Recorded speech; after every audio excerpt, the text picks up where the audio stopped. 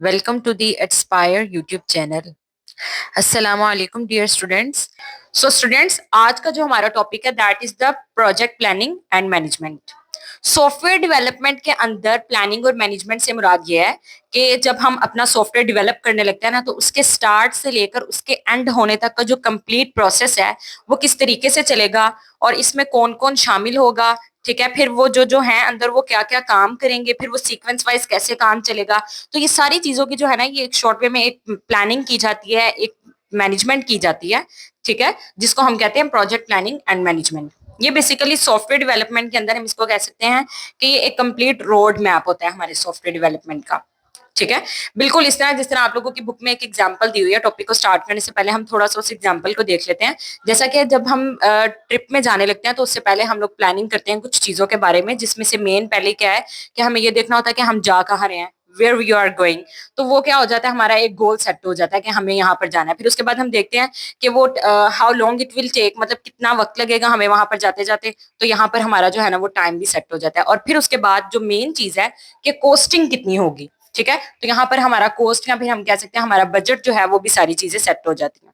ठीक है, बिल्कुल इसी तरह सॉफ्टवेयर डेवलपमेंट के अंदर भी यही होता है, प्लानिंग और मैनेजमेंट के अंदर के हम देखते हैं कि जो हमारा प्रोजेक्ट है क्या वो वक्त पर रेडी हो रहा है, वो बजट के अंदर अंदर है, और क्या उसकी क्वालिटी वगैरह ये सारी चीजें जो है ना वो इंश्योर की जाती हैं। अब हम चलते हैं इसके 5 फेजेस की तरफ। 5 फेज है प्रोजेक्ट प्लानिंग एंड मैनेजमेंट के, जिसमें से सबसे फर्स्ट फेज है इनिशिएशन का फेज। ठीक है, इसके अंदर जो है ना वो दो चीजें बेसिक हैं। सबसे पहले तो ये पता लगाया जाता है कि हमारा प्रोजेक्ट है किस बारे में। ठीक है, फिर जब हमें स्टार्ट किया जाता है ना इसके अंदर प्रोजेक्ट को, फिर उसके बाद दूसरी बात जो है वो इसके अंदर गोल्स सेट कर लिए जाते हैं। ठीक है, कि हम इसके अंदर डिफाइन कर लेते हैं गोल्स, और जो जो हमारी रिक्वायरमेंट्स हैं वो सारी हम लोग पहले से जो है ना वो गैदर कर लेते हैं कि हमारे क्लाइंट को क्या क्या चाहिए। ठीक है, वो क्या रिक्वायरमेंट्स है उसकी, वो सारी चीजें जो है ना वो इनिशिएशन के फेज के अंदर हो जाती हैं। देन उसके बाद है प्लानिंग।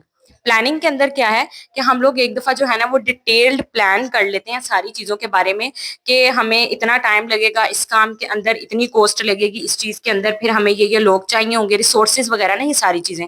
ठीक है, तो ये सारी चीजें जो है वो डिटेल प्लानिंग कर लेना। प्लानिंग के फेज को बेसिकली हम आगे जाके डिटेल में पढ़ेंगे भी, अभी देखते हैं अभी उसको।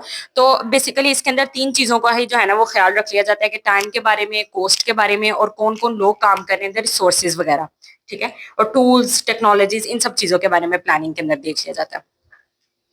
देन उसके बाद जो है वो हमारे पास है एग्जीक्यूशन। इसके अंदर क्या है, इसके अंदर अब एक्चुअल वर्क स्टार्ट हो जाता है, कोडिंग वगैरह, या फिर हम कह सकते हैं कि डिजाइनिंग जो है वो इस फेज के अंदर जो है ना वो हमारे पास स्टार्ट हो जाती है। डेवलपमेंट फेज इसको कह सकते हैं हम लोग। ठीक है, देन उसके बाद जो है वो परफॉर्मेंस मॉनिटरिंग। इसके अंदर क्या है कि जब हमारा इसके अंदर हम ये चेक करते हैं कि जो हमारा प्रोजेक्ट ऊपर काम जैसे जैसे हम लोगों ने प्लानिंग की है, जैसे जैसे हम लोगों ने गोल्स अपने सेट किए हैं, क्या हमारा प्रोजेक्ट उस ट्रैक से हट तो नहीं रहा। ठीक है, ये सारी चीजें जो है ना वो इसके अंदर चेक की जाती हैं। ठीक है, जो हम लोगों ने प्लान सेट किए हैं, जो हम लोगों ने गोल सेट किया है, क्या हमारा प्रोजेक्ट उसी ट्रैक पर चल रहा है। ऑल राइट, इसके बाद जो है वो हमारे पास फिफ्थ फेज है प्रोजेक्ट क्लोजर। मतलब यहाँ पर हमारे पास जो है ना वो क्लोज कर दिया जाता है, प्रोजेक्ट को फिनिशिंग की जाती है, और प्रोजेक्ट को क्लाइंट को डिलीवर कर दिया जाता है। अब नेक्स्ट जो है वो हम इसके फर्दर पॉइंट्स की तरफ चलते हैं, और जो इसके पॉइंट्स है वो बेसिकली मोस्टली जो है वो इनके गोल्स के साथ जो है ना वो कनेक्टेड है। जिनमें से जो हमारे पास पहला पॉइंट है that is the comprehensive project planning, जो कि ये प्लानिंग के फेज के साथ ऑलमोस्ट कनेक्ट करता है। इसके अंदर 3 चीजें देखी जाती हैं कि व्हाट, हु एंड हाउ, कि क्या काम करना है, हु कौन करेगा, एंड हाउ कैसे करेगा। जैसे कि अभी हमारे पास एक एग्जांपल है, इसके अंदर व्हाट क्या है कि क्या काम करना है, हमें एक स्कूल मैनेजमेंट जो है ना वो सॉफ्टवेयर बिल्डअप करना है। ठीक है, हु उसको कौन करेगा, उसको ऑब्वियसली डिजाइनर्स करेंगे, डेवलपर्स करेंगे। डेवलपर्स क्या करेंगे, डेवलपिंग करेंगे। ठीक है, डिजाइनर्स क्या करेंगे, यूआई यूएक्स जो है वो जो भी हमारी वेबसाइट है उसको डिजाइन करेंगे। और टेस्टर्स जो है ना वो टेस्टिंग करेंगे, टेस्टिंग का फेज वो लोग करेंगे। तो बेसिकली ये सारी चीजें जो है ना वो ऑलरेडी प्लान कर ली जाती हैं। ठीक है, देन उसके बाद जो है वो सेकंड पॉइंट है हमारे पास सेटिंग प्रोजेक्ट टाइमलाइन। इसके अंदर क्या है, डिसाइड करते हैं कि प्रोजेक्ट के हर फेज के अंदर हमारे पास कितना वक्त लगेगा। ठीक है, बगैर, और फिर ये भी इंश्योर किया जाता है कि बगैर किसी हर्डल के हर काम ऑन टाइम हो रहा है या नहीं हो रहा। तो ये भी चीज बेसिकली जो है ना वो प्लानिंग के अंदर ही जो है ना वो आ जाती है। जैसे कि मिसाल के तौर पर हमने अपनी एग्जाम्पल के अंदर देखा है कि जो हमारे पास डेवलपर्स हैं वो 4 मंथ के अंदर जो है ना वो डेवलपिंग का काम कंप्लीट करेंगे। यूआई यूएक्स डिजाइनर जो है वो 1 मंथ के अंदर अपना काम कंप्लीट करेंगे, एंड टेस्टर्स भी जो है वो 1 मंथ के अंदर अपना काम कंप्लीट करेंगे। सो ऑलमोस्ट ये कि हमारी जो वेबसाइट है, जो हमारा सॉफ्टवेयर है स्कूल मैनेजमेंट का, वो 6 to 7 मंथ्स के अंदर क्या हो जाएगा, कंप्लीट हो जाएगा। तो ये हमने पहले से ही ऑलरेडी एक टाइमलाइन जो है ना वो डिसाइड जो है ना वो कर ली है। जो हमारे पास थर्ड पॉइंट है, that is the estimating cost. ये एक बहुत ही क्रिटिकल सब्जेक्ट जो है ना वो स्टेप है।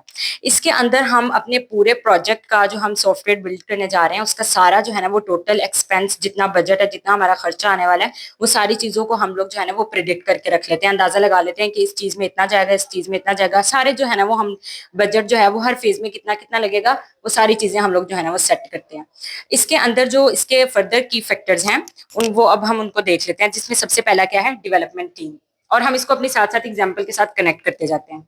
डेवलपमेंट टीम के अंदर क्या है कि हमारे पास कितने नंबर ऑफ डेवलपर्स हैं, फिर उनके स्किल्स के हिसाब से उनको जो है ना वो चार्ज किया जाता है। अब हम अपने एग्जाम्पल पे देखें तो हमारे पास स्कूल मैनेजमेंट सॉफ्टवेयर के अंदर दो डेवलपर्स जो है ना वो बेसिकली हैं। एक होगा फ्रंट एंड डेवलपर और एक होगा बैक एंड डेवलपर। ठीक है, सॉफ्टवेयर का बिल्डअप करने में। अब दोनों जो हैं उन वो ले रहे हैं हमारे पास 35,000 चार्ज कर रहे हैं। और चूंकि हम उनको 4 मंथ्स में मतलब 4 महीने हम उनको ये दे रहे हैं, अमाउंट जो है ना वो पर मंथ हम उनको दे रहे हैं, तो हमने उसको 4 से मल्टीप्लाई कर लिया, तो हमारे पास टोटल एक्सपेंस जो है वो निकला 2,80,000। ठीक है, तो अब हमने ये वाला जो कॉस्ट थी डेवलपर्स की वो अलग से निकाल के रख ली। देन उसके बाद जो है वो हमने डिजाइनर्स की, जो अब बेसिकली सॉफ्टवेयर को डिजाइन करने जा रहे हैं, यूआई यूएक्स डिजाइनर्स, ये इनको हम पर मंथ जो है ना वो 30,000 जो है ना वो पे कर रहे हैं। इसके अलावा फिर उसके बाद टेस्टिंग भी की जाती है, तो उसके लिए अलग से टेस्टर होते हैं, उनको हम जो है वो पर मंथ कितना पे कर रहे हैं, 25,000 पे कर रहे हैं। ठीक है, तो इस तरह हर हिसाब से जो जो टीम मेंबर, जो जो हमारे पास रिसोर्सेज मौजूद हैं, ह्यूमन रिसोर्सेज है बेसिकली ये सारे, तो इनकी जो है ना वो सारी कोस्टिंग जो है वो हम डेवलपमेंट टीम के की फैक्टर के अंदर जो है ना वो तय कर लेते हैं। ठीक है, देन उसके बाद जो है वो हमारे पास है टेक्नोलॉजी स्टॉक। इसके अंदर क्या है कि हम अपने प्रोजेक्ट को बनाने के लिए कौन कौन से सेट ऑफ टूल्स यूज कर रहे हैं, कौन सी प्रोग्रामिंग लैंग्वेज यूज कर रहे हैं, कौन से डेटाबेसेस यूज कर रहे हैं, ये सारी चीजें जो है ना वो इसके अंदर। और फिर वो टूल्स जो है ना वो महंगे भी हो सकते हैं, वो सस्ते भी हो सकते हैं, वो जो है ना वो एक्सपेंसिव, चीप, मॉडरेट लेवल के। तो वो सारी चीजें जो है ना उन सब का एक्सपेंस जो है ना वो टेक्नोलॉजी स्टैक के अंदर जो है ना वो तय कर लिया जाता है। जैसे कि मिसाल के तौर पर हम ये सारी एक्सपेंस जो है वो इसके अंदर आएंगे ऑपरेशनल कॉस्ट के अंदर। और ऑपरेशनल कॉस्ट जो है वो हमने अपनी रखी है 70,000 PKR। इसके अंदर क्या है कि अगर हम कुछ ऐसे सॉफ्टवेयर हैं, जैसे मैंने आप लोगों के लिए एग्जांपल के तौर पे रखे हैं, कि अगर हम लोग PHP, HTML या CSS टूल्स यूज करते हैं, ये सारे टेक्नोलॉजीज अगर हम यूज करते हैं, तो वो हमें क्या हो जाएगी, चीप थोड़े हैं ये, मतलब फ्री ऑफ कॉस्ट है।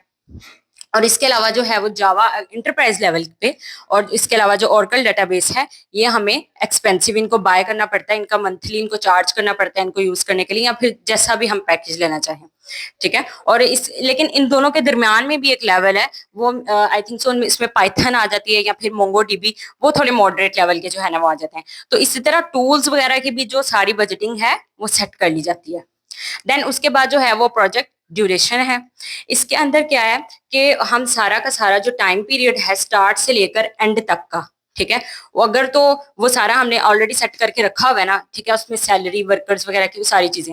अब अगर हम देखते हैं कि वो प्रोजेक्ट ड्यूरेशन अगर लंबा चला गया, ठीक है, अगर हमारे उस टाइमलाइन के अंदर जो हमने पिछले अपने पॉइंट के अंदर सेट करके रखी थी, अगर उसके अंदर हमारा प्रोजेक्ट ना कंप्लीट हुआ, और अगर वो थोड़ा लेंथी चला गया, तो फिर उसकी कॉस्ट जो है ना वो क्या होगी, ज्यादा होगी। ठीक है, उसके लिए हमें फिर ज्यादा रिसोर्सेज चाहिए होंगे, ह्यूमन रिसोर्सेज भी चाहिए होंगे।